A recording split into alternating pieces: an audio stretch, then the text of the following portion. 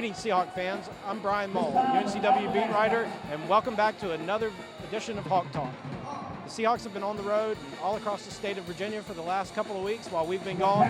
They played games at William & Mary and VCU, played at Richmond, and had one snowed out in Virginia. Let's look back at those games.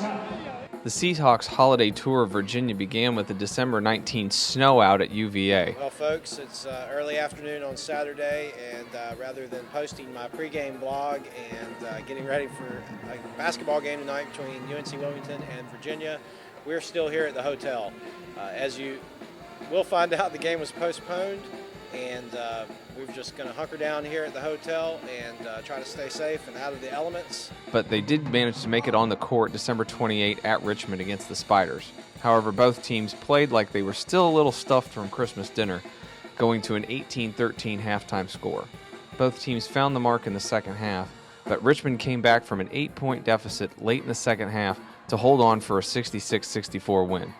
UNCW won the rebounding battle of that game 48-28, but 20 turnovers for the night proved too costly in another close loss for UNCW. Then, in their first game of the new year, the Seahawks had a January 2nd meeting at one of their houses of horrors, the Siegel Center at VCU.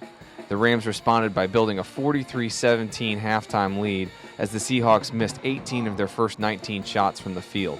They turned the ball over 28 times. The Rams had 14 different players play at least 9 minutes, and all of them scored in a 91-57 runaway victory.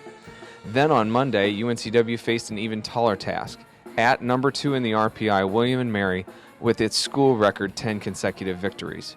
The Tribe jumped up by 10 in the first 4 minutes, but UNCW held fast the rest of the half to trail by 8.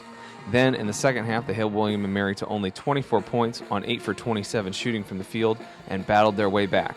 And with 2 seconds left, John Fields tipped in a Chad Tomko miss to put the Seahawks up and gave them the victory.